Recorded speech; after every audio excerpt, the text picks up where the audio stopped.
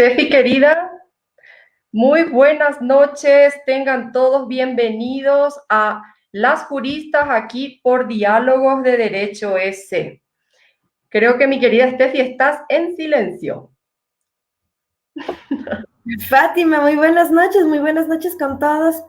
Y como ha dicho Fátima, bienvenidos una vez más aquí a Las Juristas a través de Diálogos de Derecho S. No sé si nos comentas, Fátima, el tema que tenemos para el día de hoy, que está sumamente interesante.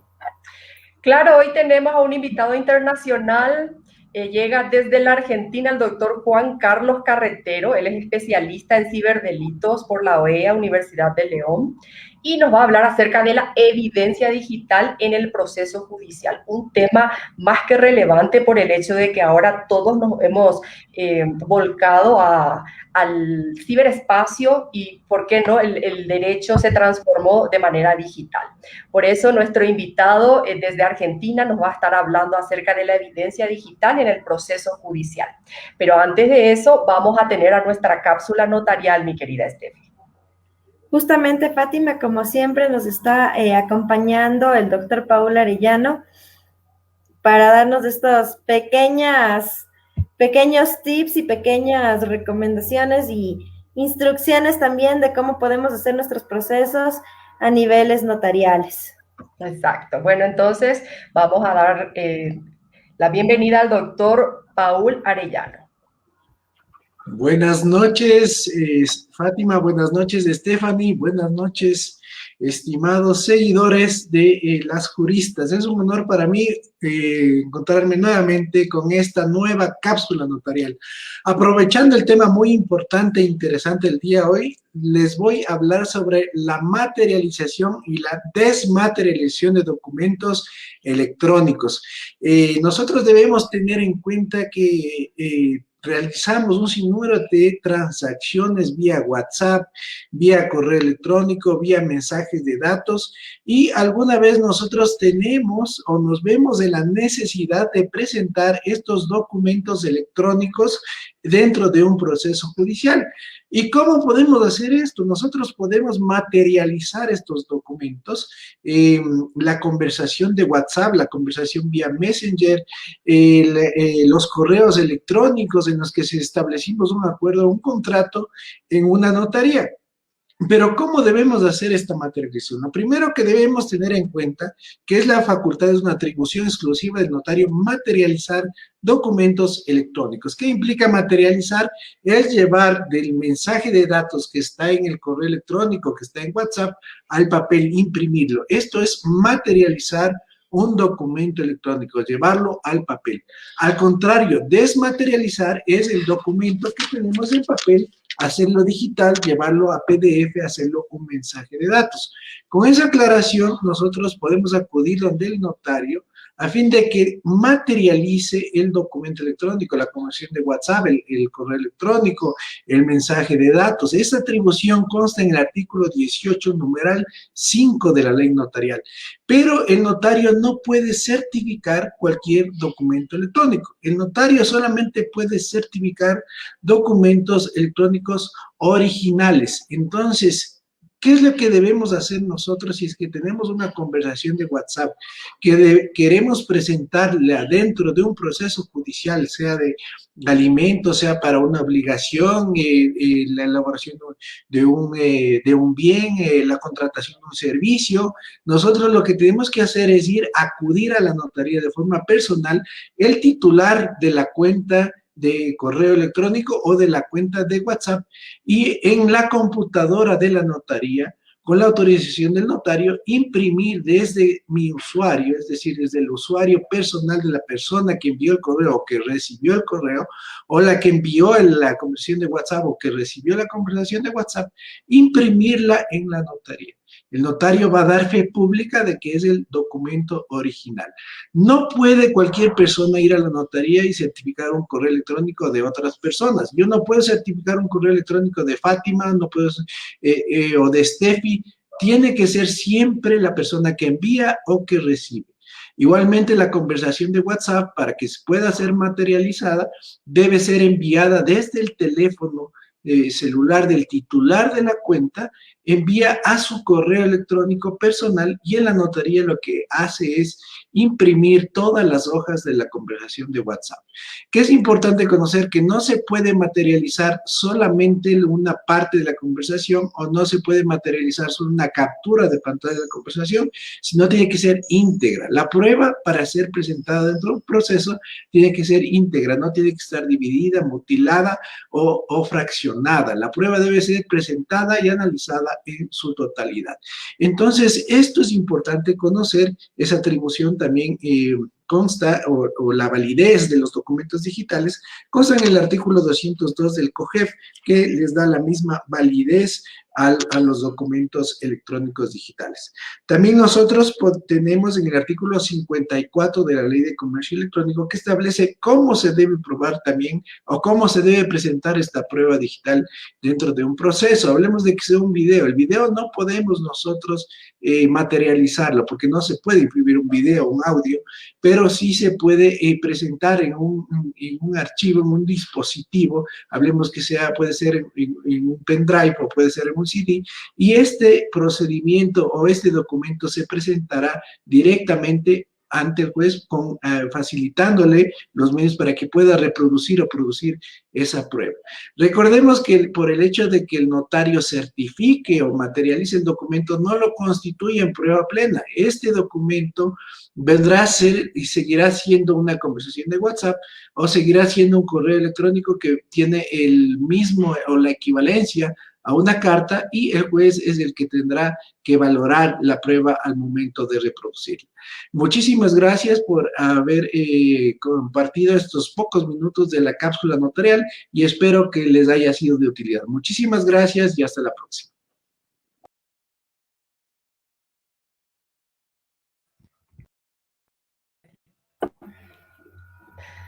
Muchísimas gracias, doctor Paul Arellano. Qué linda cápsula la del día de hoy, Steffi. Justamente, sumamente interesante. El día de hoy nos hemos ido por los temas digitales, que está más en boga que nunca con esto de la pandemia. Nos ha tocado modernizarnos, inclusive audiencias se han permitido que sean efectuadas a través de Zoom y se habilitaron los casilleros electrónicos y escritos electrónicos, así es que es un tema que ahorita nos cae como anillo al dedo. Sí, maravilloso, realmente de mucho valor todo el conocimiento del doctor Paul Arellano el día de hoy, gracias a su cápsula notarial aquí en Las Juristas. Recordamos a todos que esto es Diálogos de Derecho EC, somos Las Juristas y vamos todos los domingos a las 19 horas, hora de Ecuador. Bueno, hoy tenemos invitado internacional, tenemos el placer de tenerlo aquí con nosotros porque es un conocedor amplísimo de temas digitales, del derecho digital. El derecho digital, lastimosamente, ahora los abogados no lo manejamos así como en los procesos anteriores. O sea, estamos haciendo como una transmutación de lo que era el proceso de los romanos a algo digital. Muchas personas, muchos abogados inclusive ya no saben manejar muchas veces la tecnología y como que se pierden un poco en cuanto a procesos, en cuanto a validez de las pruebas digitales. Es por eso que hoy tenemos a este gran jurista argentino, a Juan Carlos Carretero. Él nos va a ayudar acerca de cómo discernir, de cómo aportar pruebas y que éstas sean válidas dentro del proceso, mi querida Steffi.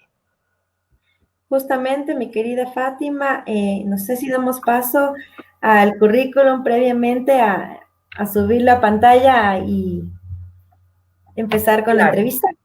Empecemos con su currículum, por favor. Muchas gracias, querida Fátima. El doctor Juan Carlos Carretero es licenciado en Administración de Empresas, contador público, abogado, especialista en tributación, especialista en ciberdelitos de la OEA Universidad de León. Tiene un doctorado en Ciencias Jurídicas en la Universidad de Matanza, Argentina. Magíster en la Maestría Internacional en Gestión Universitaria de la Universidad de Alcalá.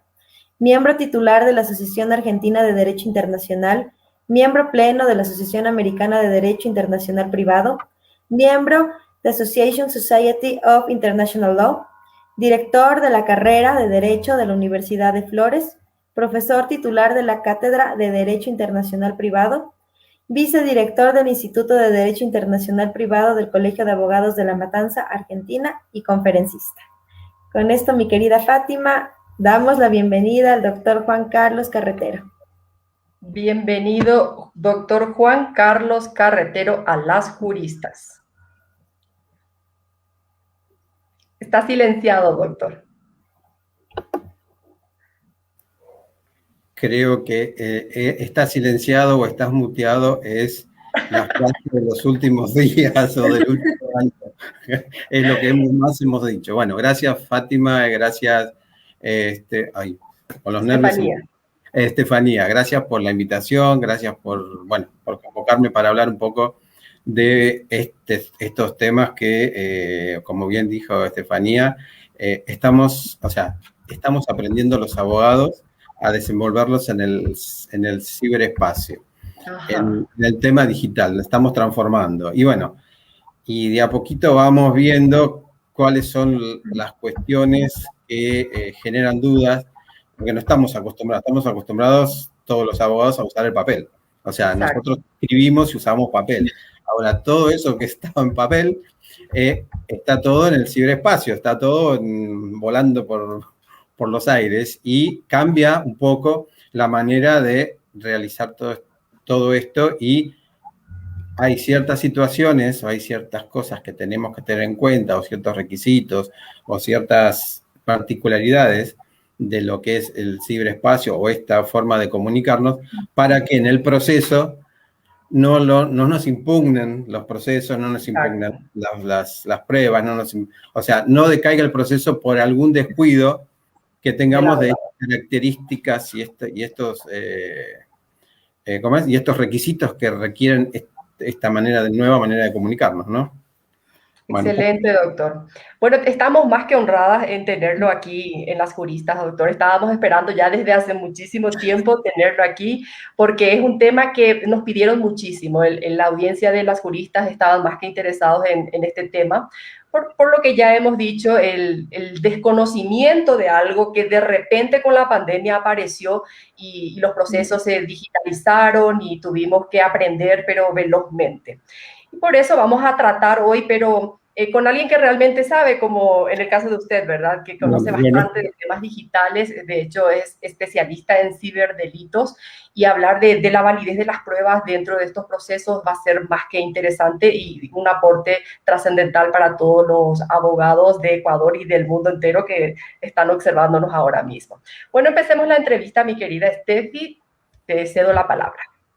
Muchísimas gracias. Estimado doctor, no sé si nos puede aclarar cuál es la diferencia entre la firma electrónica y la firma digital y cuáles serían sus efectos.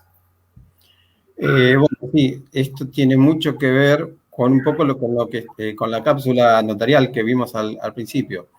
En forma general, la firma electrónica, o la firma, no la firma digital, la firma electrónica en general tiene que ver cómo vinculamos el autor de un documento electrónico. Y acá vamos a aclarar un poquito qué es el documento electrónico, porque generalmente cuando hablamos de documento, lo asociamos al documento papel. El documento electrónico no es solamente el archivo, PDF, doc, sino que un documento electrónico es algo en la cual uno representa una exteriorización de algún pensamiento. Y esto, en lo digital, no solamente es el documento, sino que es un video, es un audio, es un mensaje de texto, no solamente el archivo que estamos acostumbrados a bajar y a imprimir. Entonces, la firma electrónica, que es la familia, me permite determinar quién es el autor de ese documento electrónico. Por ende, la firma electrónica va a ser no como la palabra le dice, la firma, quien firma el documento, sino aquellos elementos digitales o aquellos elementos que hagan que yo pueda identificar ese documento electrónico con el autor. Es decir, ejemplo, una clave de alguno de estas aplicaciones que tenemos en la página, una clave de Facebook, un usuario. Todo eso es firma electrónica. ¿Cuál es la diferencia con la firma digital? La firma digital es así, trata de suplantar la firma que nosotros conocemos como la firma de cualquier documento de soporte papel, pero tiene ciertas características. La firma digital tiene un certificado de comprobación o una certificación que quien la autoriza es, digamos, el Estado autoriza a ciertos organismos a certificar esa firma. No sé si usted en Ecuador existe, son los famosos tokens, donde nosotros, los abogados, digamos, autenticamos el documento con nuestra firma. Por eso siempre es única, es válida, es unipersonal.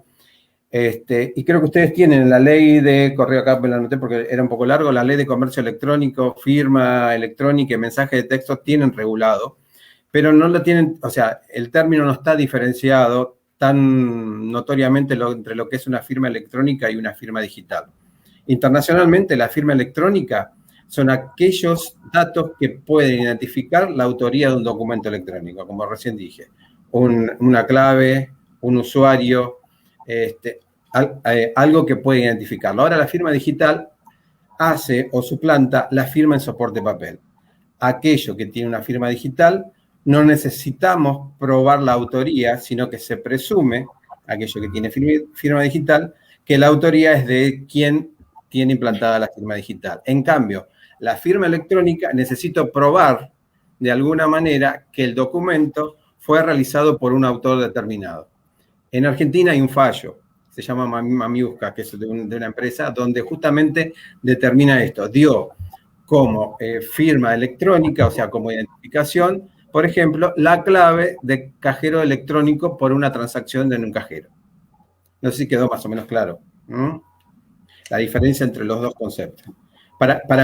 O sea, esto tiene mucho que ver con la prueba, porque si yo tengo que probar la autoría de un documento electrónico, voy a tener que probar a través de un usuario, un documento o algo que me lo vincule. En cambio, si estoy probando un documento electrónico o una firma digital, no necesito nada. Ya con la firma digital está aprobada la autoría.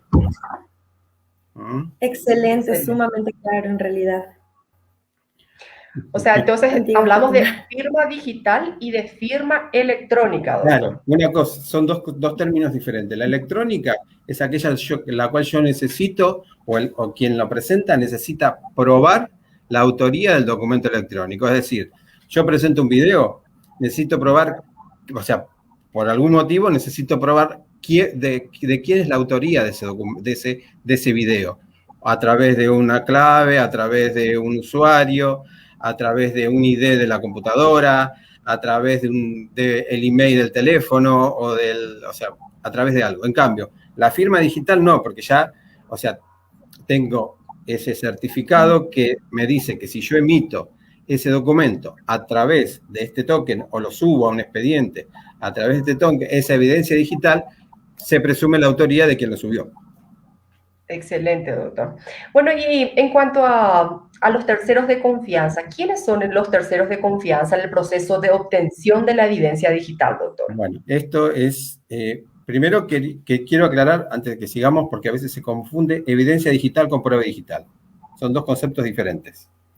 La evidencia digital es obtener un indicio o algo para incorporarlo al proceso a través de alguno de los medios, ya sea documental, pericial, testimonial, porque generalmente se confunde este término. Pero bueno, eso es lo que me había quedado un poco de la primera pregunta. Y esta segunda pregunta es, ¿quiénes son estos terceros? Bueno, aparece alguien en esta relación o en esta manera de probar o en esta manera de obtener la evidencia digital como característica de la volatilidad del documento electrónico. Es decir, yo al documento electrónico lo puedo borrar o lo puedo hacer desaparecer a través de cliqueo, de eliminar, aunque después podemos recuperarlo por un método muy engorroso, ¿no? Pero en realidad esta volatilidad del documento electrónico a veces hace que en las relaciones jurídicas o en las relaciones interpersonales, ante la desconfianza de las partes que intervienen, necesite, o por interés público o por interés general, el mismo Estado establece un tercero que va a ser quien va a tener la custodia de estos documentos electrónicos. Y acá yo, para no olvidarme, qué pasa en Argentina, les voy a dar un poco, a modo anunciativo, quienes, por ejemplo, lo hacemos todos los días y no nos damos cuenta, estos terceros de confianza. Por ejemplo, son aquellos que guardan o que archivan esos documentos electrónicos. Nosotros, ¿cuántas cosas guardamos en el Google Drive? Bueno, el Google Drive es un tercero de confianza, porque podemos, en cierta manera, en un proceso judicial, a través de un oficio electrónico, pedir a Google que a través de, ya vamos a ver un poco lo que es, o sea, no sé si va a haber alguna pregunta sobre el tema de la custodia, o sea, el régimen de la custodia de la prueba, de la evidencia. Podemos pedir a Google Drive cuáles son los archivos o los documentos electrónicos que están guardados. Es uno de los terceros de confianza. Otro de los terceros de confianza, por ejemplo, en Argentina, hay una autoridad de contralor que es aquella que controla las sociedades. Por ejemplo, las sociedades, las ASO, estas sociedades nuevas, las sociedades por acciones simplificadas, se realizan a través de estos métodos digitales. Todos estos archivos que guardan las actas de constitución, toda la documentación que se va presentando para que tenga validez, el tercero de confianza justamente es esta autoridad de aplicación que en Argentina, por su estructura y su federalismo, cada estado tiene su jurisdicción y, generalmente son las direcciones de personas jurídicas, ¿no? Por ejemplo, otro es, otro de los que podemos tener son, es un poco más complicado explicarlos, pero cuando hacemos los smart contracts, estos contratos electrónicos, que a través de blockchain, el blockchain lo que hace es guardar en los bloques, después en otro momento por ahí hablamos de blockchain. ¿Cómo funciona el blockchain? El blockchain funciona a través de bloques de datos. Esos datos son guardados en cada uno de estos bloques. Otros, por ejemplo, son los servicios de autenticación electrónica, los QR, es otro de los terceros de confianza. Hay un montón de ejemplos, pero para que tengamos en cuenta, lo más común es el Google Drive o alguna de estas plataformas o de estos navegadores que tienen la nube. La nube es un tercero de confianza. ¿Quedó claro? No sé si quedó claro. Me sale esto de que doy clases y pongo, ¿quedó claro? ¿Entendieron? Pero bueno. No, está súper bien, doctor, que nos explique así como si fuera una clase, porque estamos en un proceso de aprendizaje, como lo hemos dicho. Bueno, más que claro, creo que en cuanto a terceros de confianza. Ahora vamos a la siguiente pregunta, mi querida Esther. Doctor, y tomando justamente lo que usted ha dicho, se presenta la evidencia digital y ¿qué entendemos ahí y en qué consiste lo que es la cadena de custodia? Esto sí es un tema un poquito largo, es todo el proceso de obtener la evidencia digital, o sea, ir salvaguardar la individualización, la documentación, la preservación de esa evidencia electrónica para que pueda ser presentado en el proceso a través de un medio de prueba. Entonces, ¿qué es lo que vamos a buscar?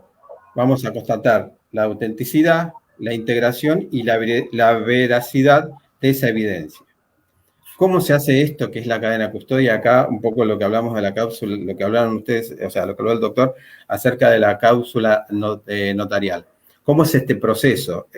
Siempre estamos ante la volatilidad y la fragilidad del documento electrónico. Es decir, es muy fácil de que se vicie, digamos, la prueba se ensucie, la evidencia, como decimos. Entonces, hay todo un proceso que es la cadena de custodia. Es cómo obtengo, qué obtengo de esos dispositivos digitales y cuáles son los pasos.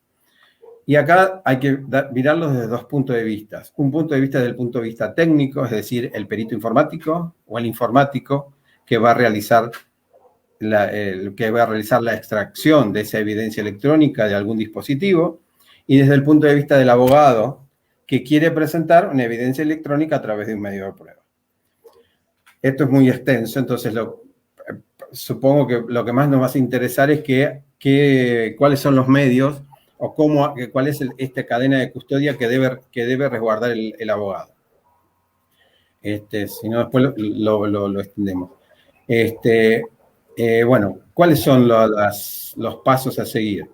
Primero es, hay una fase, perdón, antes me he equivocado, me olvidaba de algo. ¿Quiénes intervienen en esta cadena de custodia?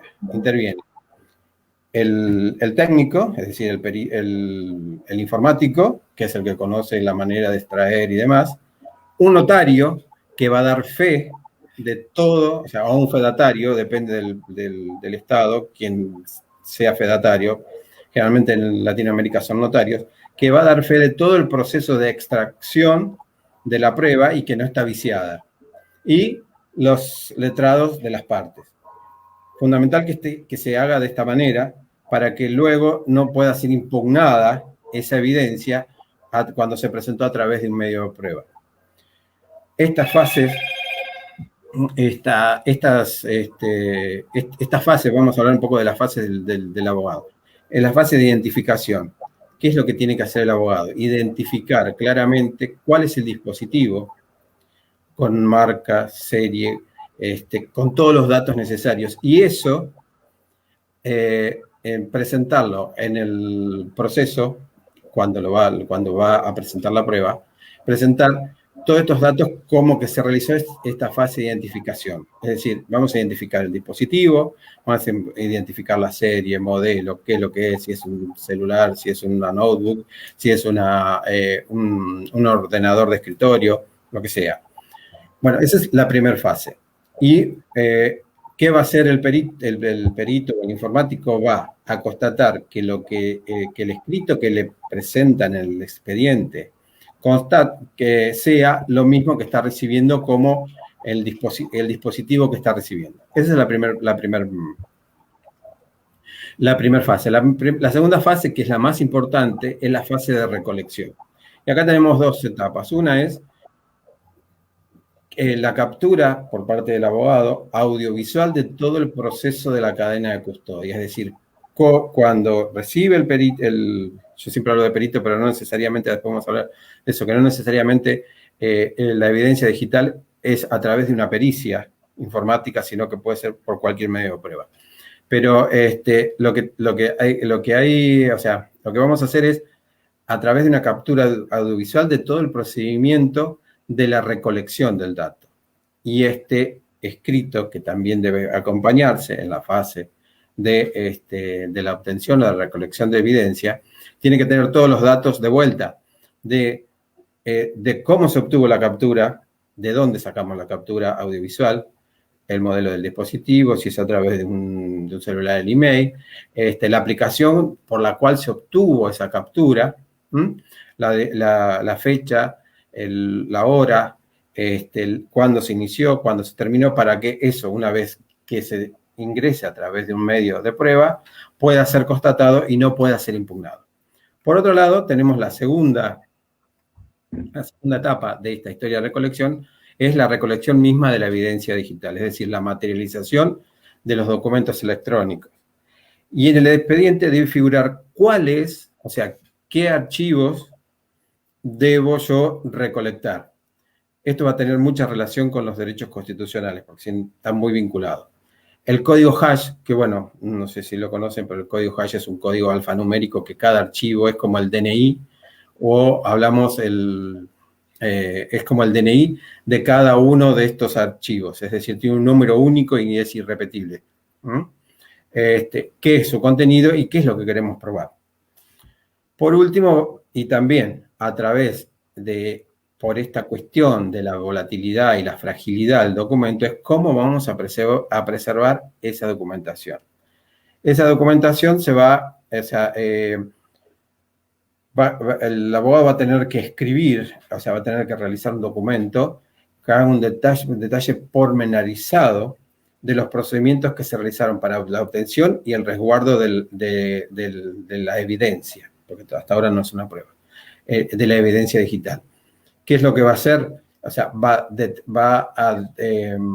a describir detalladamente cómo se obtuvo. Y bueno, más o menos yo les digo lo que se hace, lo que va a hacer lo que va a hacer el perito, es decir, para no, ensuciar la evidencia, el perito actúa con guantes, actúa en un lugar donde no pueda interferir ninguna onda de Wi-Fi o electromagnética que pueda alterar la obtención del documento. Y esto va a estar resguardado en unas cápsulas especiales que, bueno, no quiero abundarlos con muchos nombres técnicos, pero estos tienen que estar guardados en unas cápsulas, por ejemplo, los celulares o las notebooks, aquellos que se pueden, los discos rígidos, cuando uno los obtiene, o las copias donde uno los obtiene, guardados en ciertas cápsulas donde no entran ningún tipo de onda electromagnética que pueda alterar alguno de estos archivos. Justamente por esto, por la fragilidad. Y por último, tenemos la fase de presentación, donde el abogado va a presentar toda la evidencia obtenida y un resumen de todo lo que se hizo. Bueno, esto es lo que se llama cadena de custodia. Pero es importante que en la cadena de custodia esté el técnico, el notario es importantísimo que esté, porque si no, no deja de ser una prueba para transformarse en un simple indicio. Y que esa cadena de custodia, claro, obviamente, y que esa cadena de custodia esté regularizada de acuerdo a estas fases, y en el caso de que no se respeten estas fases, porque es un protocolo de actuación, deja de tener la validad de evidencia para transformarse también en un indicio. O sea, deja de tener cierto valor probatorio. Espero haber sido en pocos minutos o sea, comprimir todo esto. Pero espero que se haya entendido, ¿no? Sí. Está silenciante, sí. Yo creo que la explicación estuvo más que excelente, doctor. Entonces, dentro de toda esta custodia, esta cadena, aparecen tres personajes. Sí, el informático, los abogados y el notario. O sea, el doctor Paul Arellano va a tener full trabajo. Es muy importante el notario para que dé fe de lo que se está dando. Es muy excelente. Bueno, entonces, y también nos habló de varias fases que hay que estudiarlo pormenorizadamente, ¿verdad? Pormenorizadamente, es un protocolo que si no lo llevamos a cabo de esa manera, pierde la evidencia, o sea, esa evidencia no se transforma en prueba, se transforma en indicio. En indicio. Claro, ahí existe una gran diferencia. Exactamente. Bueno, genial, doctor. Entonces, vamos a hablar ahora de la relación de la prueba digital con los derechos reglados en las constituciones modernas. ¿Cómo se da esa relación, doctor? Wow, qué tema este. Este es todo un tema. Muchas respuestas no le voy a poder dar porque estamos en plena pelea con todo esto. Pero justamente tenemos, o sea, ¿qué pasa con la intromisión en nuestros datos personales o datos confidenciales? Y bueno, ahí tenemos varios derechos constitucionales de las democracias modernas. Es como que quedan un poco restringidos, podríamos hablar. Y esta es la discusión. Esta es la discusión que tenemos con el tema de los procesos digitales. ¿Hasta dónde podemos usar una prueba electrónica sin violar algunos de estos derechos? Yo, bueno, puse 3 o 4 que me parece que son los fundamentales y que están en casi todas las, analizo todo, que están en casi todas las constituciones modernas. Uno, por ejemplo, es el derecho a la prueba, es decir, está vinculado con la garantía de defensa en juicio, pero está bien, yo debo probar, pero está relacionado con la licitud de la obtención de la prueba. Por eso hice tanto hincapié en la cadena de custodia y en determinar qué es lo que vamos a probar y qué es lo que queremos probar. Y que eso que queremos probar no sea violatorio de alguno de estos derechos. Y acá, bueno, hago referencia también, que por ahí también lo aclaramos. Una cosa es obtener una prueba de un correo electrónico y otra cosa es intervenir el correo electrónico. Yo no puedo obtener una prueba a través de la intervención de un correo electrónico. ¿Ok? La intervención de un correo electrónico, la intervención de una comunicación o de un celular, viene ordenada por un magistrado a través de un proceso judicial. En cambio, la obtención de una evidencia para incorporarla a un medio de prueba tiene que estar en conformidad, o las partes que ofrecen la prueba tienen que estar enteradas y tienen que autorizarlo a hacerlo. Ese es uno de los primeros derechos, el derecho a prueba o el derecho de garantía de un juicio o el derecho de garantía de defensa, es decir, no obtener una prueba en forma ilícita, es decir, hacer una escucha telefónica y después eso, o extraer un correo electrónico a través de alguno de estos malware o de estos software maliciosos que podemos incorporar. Eso es uno de lo que tenemos que tener en cuenta. Otro es el derecho a la privacidad y a la intimidad. Bueno, esto es un poco complicado. Es lo que más está ahí en tela de juicios, es lo que más estamos discutiendo. Lo pone un poco en jaque el entorno digital, es decir, cuando entramos en un celular y en el celular hay información privada e íntima de una persona, bueno, lo que tenemos que entender que podemos entrar a esta información siempre y cuando sea información voluntaria, no involuntaria. Es decir, aquella información que nosotros vamos a dar en forma voluntaria, no en forma involuntaria. Lo voy a aclarar un poco más porque a veces se confunde. Que decimos información involuntaria que el equipo o digamos, cualquiera de estos dispositivos digitales, por el mero hecho de usarlos, está usando datos nuestros sin nuestra autorización. Es decir, claves, usuarios y demás, cuando uno inicia un dispositivo digital, está funcionando un montón de APs y un montón de programas usando nuestros datos que no voluntariamente los estamos dando, sino que los necesitamos para que funcione. Esto es lo que tenemos que tener en cuenta. Por otro lado, y acá viene un tema ¿qué pasa con la correspondencia electrónica? Y acá, bueno, es eso. La correspondencia electrónica suple a la correspondencia postal. Y bueno, la mayoría estamos de acuerdo de que sí, ya no mandamos más cartas, lo que mandamos son emails, en la mayoría de los casos. Y en Argentina hay un lead case que es de un periodista, Jorge Lanata, donde realmente es correspondencia siempre y cuando la correspondencia haya sido enviada desde un correo por el cual una tenga que acceder con una clave y usuario. Eso es correspondencia y y se asimila a la correspondencia postal. La demás correspondencia y los demás mensajes no es correspondencia, no es, por lo menos en Argentina. No sé en los demás países, pero la mayoría de la doctrina habla de esto. Mientras la correspondencia sea pública, es decir, el mensaje WhatsApp, el mensaje por alguna de las redes sociales, no es considerado correspondencia. Siempre y cuando esto haya sido a través del ingreso de un usuario y de una clave y en tonos de privacidad, o sea que no es accesible, a no ser de que sea por un medio ilegal, a esa información, es correspondencia. Y seguimos con más de esto. Y bueno, el principio de igualdad. Y acá, bueno, acá hay un tema más. El principio universal es que todos somos iguales ante la ley.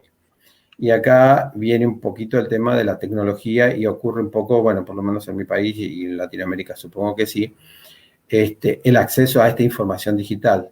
Todos tenemos acceso a poder probar de la misma manera.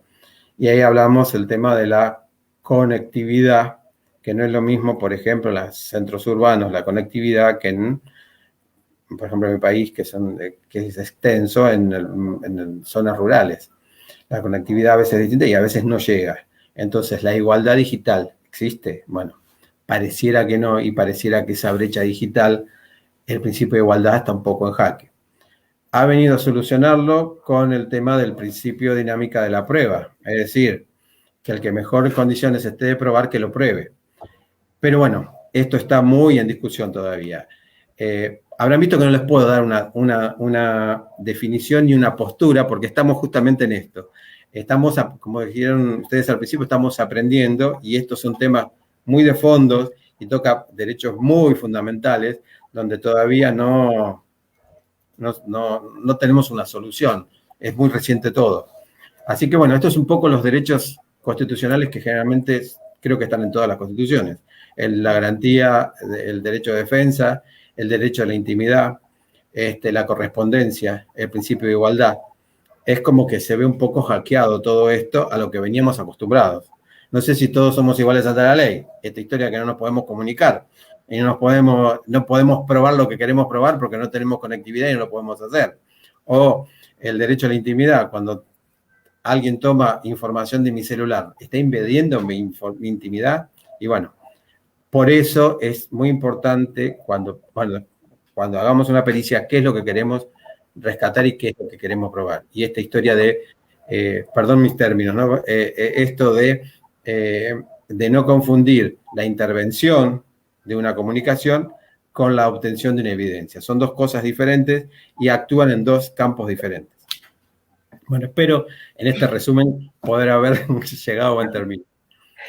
Sí, creo que debido al tiempo vamos haciendo todo rapidísimo, Claro, pero esto vamos a tener que tener otro programa para profundizar así en temas más específicos, doctor.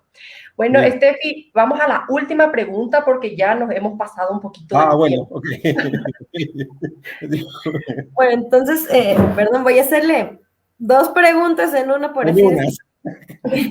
Sí, por un lado, el único medio de prueba que se acepta en la evidencia digital es la pericia digital. ¿Y qué criterios hay que tomar en cuenta en los puntos de las pericias para que no vayan a ser impugnadas? Bueno. No, generalmente se relaciona a la evidencia digital con la pericia informática y con un proceso penal. Y no es así. O sea, la evidencia digital es para todas las... esto generalmente lo recalco porque generalmente cuando hablamos de pericia digital estamos hablando siempre de un problema en la red, que alguien quiso grooming o hizo sexting o hubo algún fraude. No. La pericia, la evidencia digital puede ser para cualquier tema. Por ejemplo, yo había traído, o sea, más o menos, si quieren ver para cómo es el criterio para los puntos de pericia, no solamente Facebook lo vamos a tomar, por ejemplo, para un tema de suplantación de identidad o porque queremos hacer un fraude o alguna ¿cómo es? Algún acoso sexual o algo por el estilo. Podemos tomar algún posteo en Facebook, como por ejemplo, para un reconocimiento de filiación. Es decir, si alguien en un posteo de Facebook dice que sí, es mi hijo y después lo niega en el proceso, lo podemos tomar. Eso es una evidencia digital. Ahora, ¿qué es lo que yo tengo que tener en cuenta para que una pericia digital, no, o sea, en grandes rasgos, ¿no? Porque también se puede hablar de que en Facebook necesito ciertas cosas, en WhatsApp necesito otras, pero en regla general, ¿qué es lo que yo tengo que probar? Tengo que probar que mi cliente tuvo relación con el tercero o con la contraria a través de un medio electrónico o de un documento electrónico. Entonces, ¿qué es lo que no puedo dejar de hacer respecto de mi cliente en los puntos de pericia? Es corroborar los datos personales, corroborar el URL, o es decir, el link de Facebook, en caso que estamos hablando de Facebook, o el link de Instagram, o el link de alguna de estas redes, o el link del correo electrónico, el ID de Facebook, o el ID del perfil nuestro, el número de teléfono, si usamos si ese posteo o esa comunicación con mi cliente estuvo hecho a través de un celular, el email del celular, el código de la tarjeta SIM, y cómo está vinculado todo esto con el perfil de mi cliente. Y en caso de que haya un mail secundario, como por ejemplo Facebook, que uno puede tener que poner un mail alternativo, también con el perfil. Ahora, del contrario que tengo que probar todo esto que dije recién, todos estos datos para poder identificarlo. Además de eso, tengo que buscar el link de la publicación que yo quiero entrar como medio de prueba. Es decir, el link que hace que el juez pueda entrar en esa red o en ese aplicativo que realmente está posteado. La transcripción de lo posteado, muy bien lo que dijo el notario, es decir, la transcripción y algún dato vinculante, lo que nosotros llamamos identidad digital. Es decir, tenemos que probar que el profile, es decir, el perfil de la persona que está posteando sea la persona que dice que sea. Es un medio trabalengua, ¿no? Pero bueno, esta es la identidad digital, es decir, que los vínculos sean los vínculos o los amigos que figuran en esas redes sean realmente los que esta persona tiene o algún otro dato. Esto no puede faltar en los puntos de pericia o en lo que uno pide en la pericia. Y nunca olvidemos que lo que tenemos que probar en una pericia, o en los puntos de pericia, es la relación entre mi cliente y la contraria a través de un medio digital. O sea, a través de ese documento digital, que después se va a transformar en un documento. Y lo que quería decir, a simple, como un medio, así, si ya estamos poco de tiempo, es los distintos medios.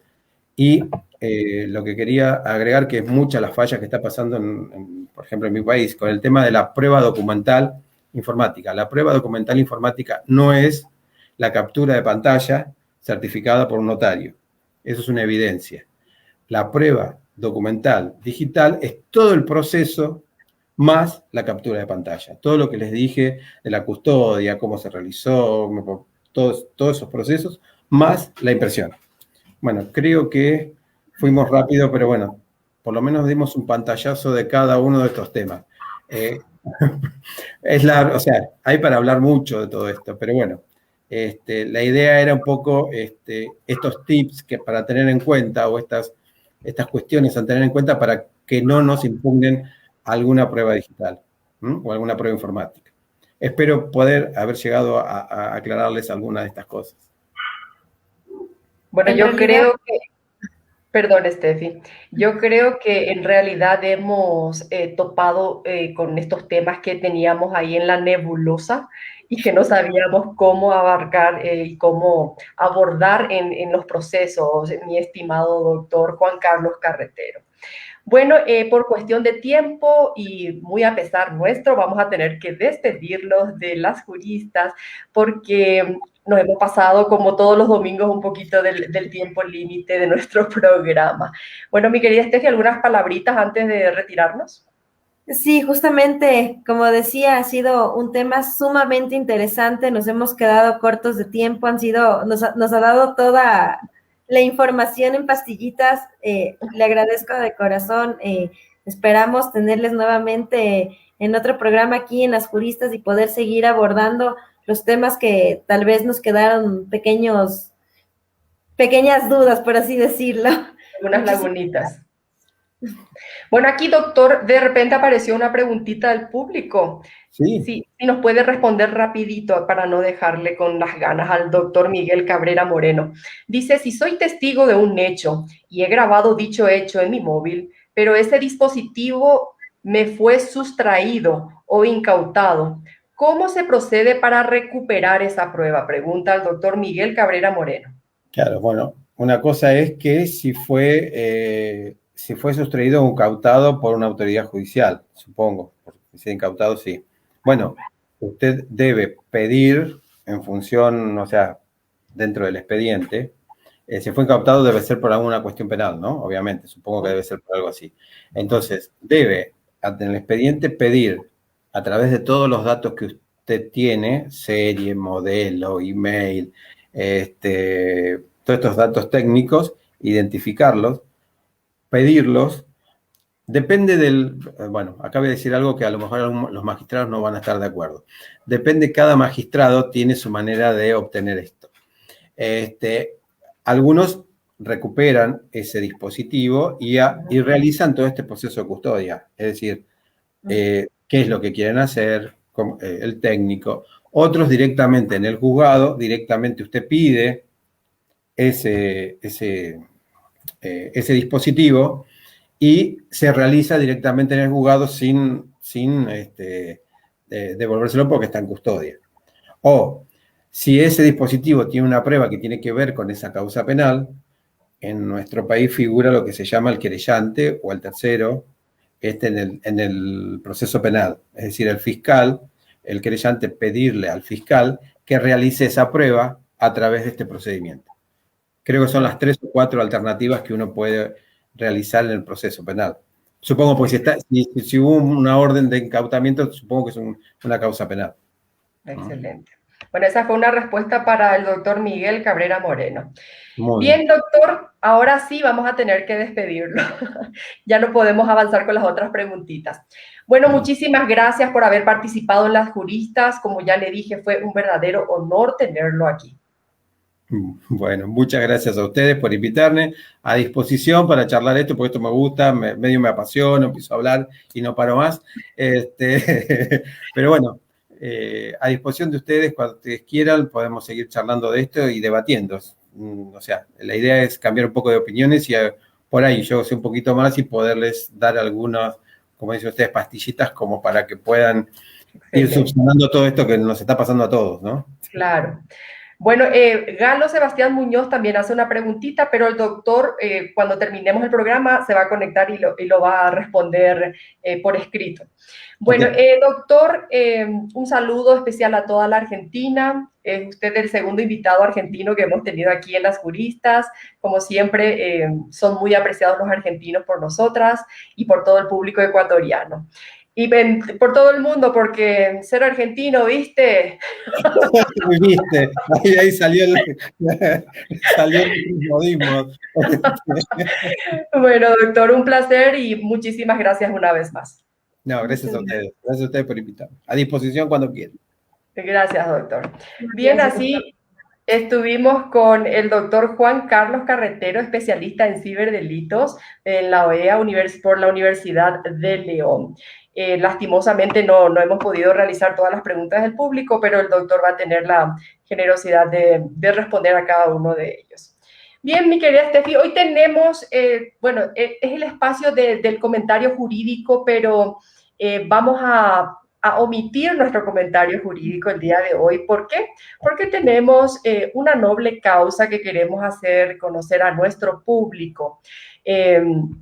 Estábamos hablando de una niñita hermosísima que se llama Noah. Ella está con un problemita de salud y necesitamos que todo el público, en la medida de lo posible, pueda colaborarle para que ella pueda salvar su vida. Para eso vamos a tener ahora la presencia de la mamá de Noah, a Marcela Castillo. Ella va a ayudarnos con una breve historia de la salud de Noah y de lo que ella necesita para poder salvar su vida.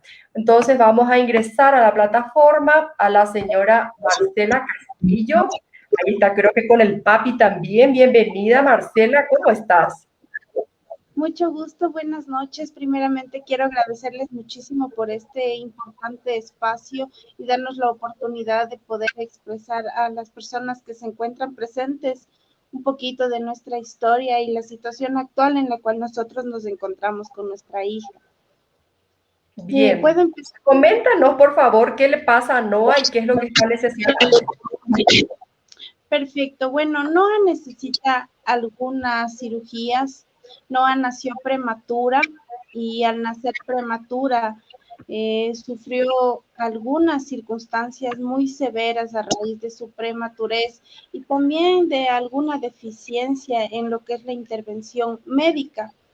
Hubieron varios factores en los cuales se juntaron tanto la mala práctica médica como la situación que se dio para que la salud de mi hija se vea complicada al nacer prematura. Posteriormente a estas circunstancias, ella se encontró hospitalizada por 4 meses, los cuales le indujeron un coma por 4 meses. Posteriormente a este coma de 4 meses, ya la situación de mi hija médica se complicó muchísimo, entonces en especial el área neurológica, porque al inicio era solamente su área respiratoria, su área cardiológica la que estaba comprometida por su prematurez. Pero posteriormente a esto se complicó más lo que es el origen neurológico, aparentemente, según lo que nos informaron los médicos, ¿no? Porque nosotros no podemos estar adentro ni saber. Lo que ellos nos informaron es que probablemente en uno de los infartos que ella sufrió infartos cardíacos, algunos, más o menos como unos 5 infartos cardíacos, que posteriormente a esto probablemente hubo un pequeño coágulo que ocasionó una lesión en su cabecita, motivo por el cual necesitó una cirugía.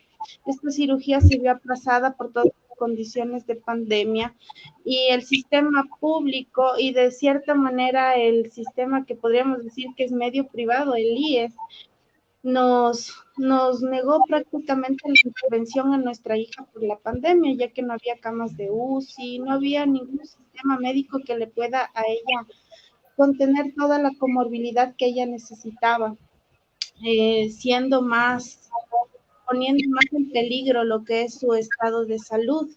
Posteriormente a esto, nosotros fuimos al ámbito privado, que fue la única manera en la que nos puedan ayudar urgentemente a salvar la vida de mi hija, donde nos informaron que, claro, aquí hubo mucha mala práctica media en la práctica médica, que estuvo de manera errónea en la intervención de mi hija. Y lógicamente las secuelas son muy graves. A mi hija le dieron un carnet de discapacidad del 100%, lo cual le van a cambiar cuando ella tenga 18 años. Ella tiene 1 año y el carnet de discapacidad está avalado hasta sus 18 años, lo que implica un continuo, estos médicos todo el tiempo, terapias físicas de rehabilitación todo el tiempo, terapias de lenguaje, terapias físicas, terapias de todo tipo de rehabilitación, incluso cirugías, también el sistema ortopédico para que ella pueda